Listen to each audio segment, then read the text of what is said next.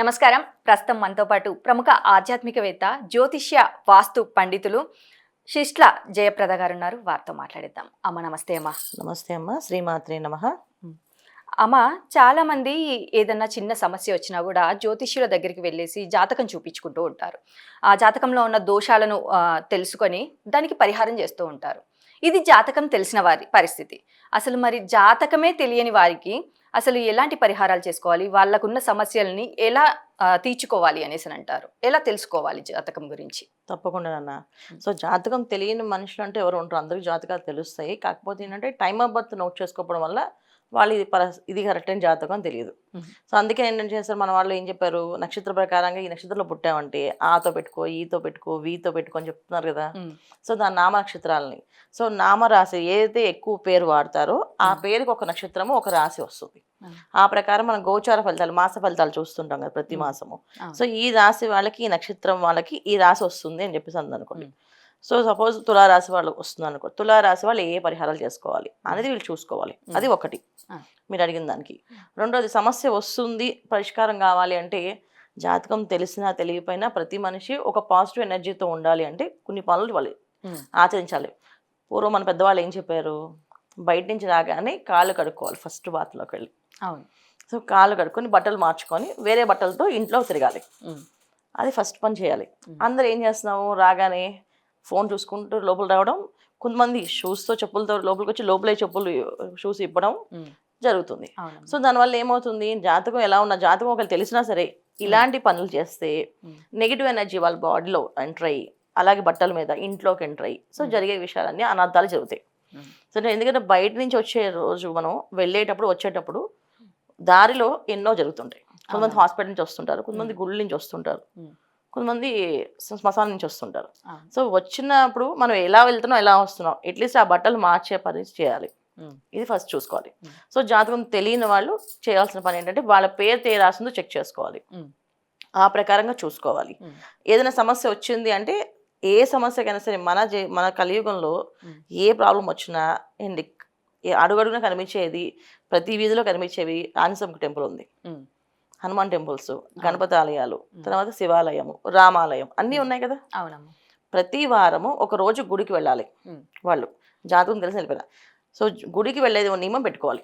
ఇప్పుడు చాలా మంది చూడండి, వేరే మతస్థులు వాళ్ళు ఖచ్చితంగా ఒక రోజు దేవుడికి అని పెట్టుకున్నారు. అలా మనము ఒక రోజు దేవుడికి, ఆ రోజు మొత్తం దేవసేవ చేయడమే. అంటే గుడికి వెళ్ళడము, గుళ్ళో ఆరాధన చేయించడము, అన్నదానం ఉంటే అన్నదానం చేయడము, ఏది వీలైతే అది చేయడము, సేవ చేయడము. చాలా మంది ఏంటంటే జాతకం తెలిసినా తెలియపోయినా నేను చాలా మంది చెప్తాను, గ్రహస్థితి బాగా బాగా ఇబ్బంది ఉందని చెప్తే నేనేం చెప్తాను అంటే శుభ్రంగా వెళ్ళి గుడి కడగండి అని చెప్తాను. చీపు తీసుకుని శుభ్రంగా కడిగి శుభ్రంగా తుడవండి, శుభ్రంగా కడగండి, మీకున్న పరిస్థితులన్నీ కూడా సర్దుమవుతాయి అనేసి. అంటే పూర్వము చాలా మంది చూసారు, ఇప్పటికి కూడా మనకి తిరుమల వెళ్తున్నప్పుడు చాలా మంది గుడికి మెట్లు ఎక్కుతూ బొట్లు పెడుతుంటారు, పసుపు రాసి బొట్లు పెడుతుంటారు. ఎందుకు అది ముక్కుతారు, నేను ఇలా చేస్తే నాకు ఇలా అవుతుందని. కానీ పూర్వం ఏముండేది, ఏ సమస్య వచ్చినా సరే ఆ మొత్తం పొద్దున్న సాయంత్రం గుడి కడిగేసి దండం పెట్టుకొని నువ్వే నా బాధ్యత చేసి పెట్టాలి స్వామి అని చెప్పి ఆయనకి ఆ బాధ్యత చెప్పి వచ్చేసేవాళ్ళు, కళ్ళు మూసుకు వచ్చేసేవాళ్ళు. సో అప్పుడు జాతకాలు చూపించుకునే వాళ్ళు కాదు, అసలు ఎవరిని అడిగేవాళ్ళు కాదు, ఏమి చేసేవాళ్ళు కాదు. సో దేవుడు చెప్పేవాళ్ళు ఆ ప్రాబ్లమ్ని ఆ సాల్వ్ ఆయన చేస్తానని చెప్పి నమ్మకంతో ఉండేవాళ్ళు. ఇంకా కొంతమంది ఏం చేసేవాళ్ళు, శ్రీరామ అని రామకోటి రాసేవాళ్ళు.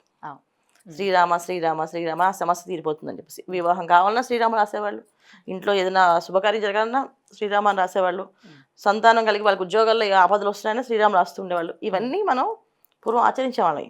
అప్పుడు ఎవరు జాతకాలు చూసేవాళ్ళు. జాతకం ఎప్పుడు చూసేవాళ్ళంటే హాస్పిటల్లో ఉండి ప్రాణం నిలబడుతుందో నిలబడదో అని డాక్టర్స్ చెప్పినప్పుడు అసలు నిజంగా ఇప్పుడు ఆ ప్రాబ్లం ఉందా అని చెప్పి ఏదైనా హోమాలు పూజలు చేస్తే మంచిదేమో అని చెప్పి అప్పుడు వెళ్ళి జాతకం పేపర్ పట్టుకొని వెళ్ళి ఇలా పరిస్థితి ఉంది చూపించండి అని చెప్పి అనేవాళ్ళు.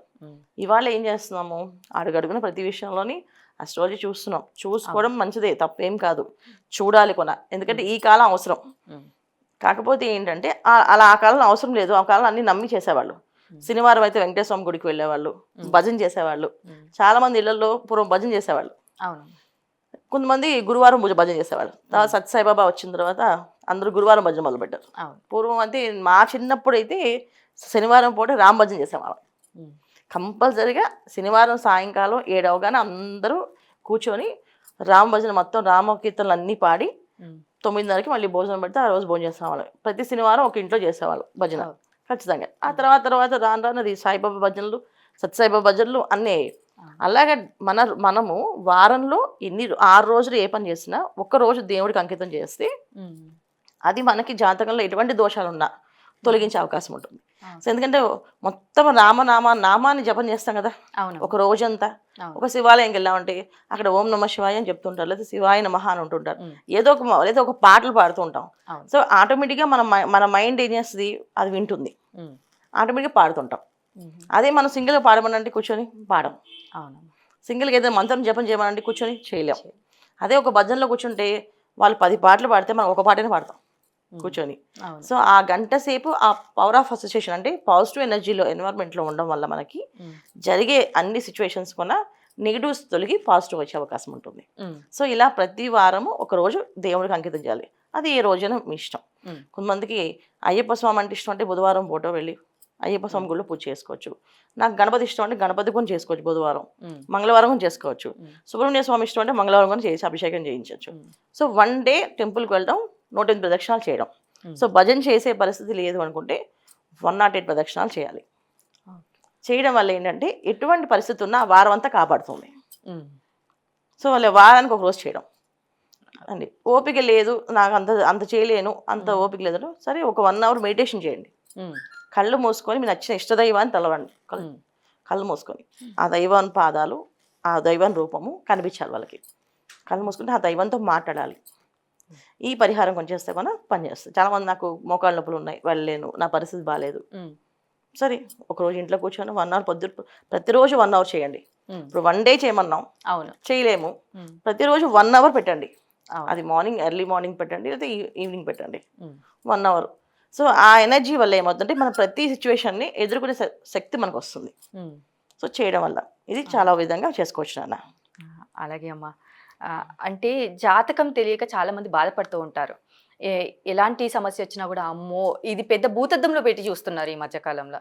ఈ చిన్న ఒక్కరోజు, వారంలో ఒక్కరోజు దేవుడికి కేటాయించి దేవుడిని స్మరించుకోవడం ద్వారా, లేదు అనేసి అంటే 1 గంట మెడిటేషన్ చేయడం ద్వారా వారి జాతకంలో ఉన్నటువంటి దోషాలు కానీ, లేదంటే ఇంకేదైనా ఇతర సమస్యలు కానీ తొలగే అవకాశం ఉందనేసి చాలా చక్కగా వివరించారమ్మా. ధన్యవాదాలమ్మా. నమస్తే అమ్మా. శ్రీమాత్రే నమః.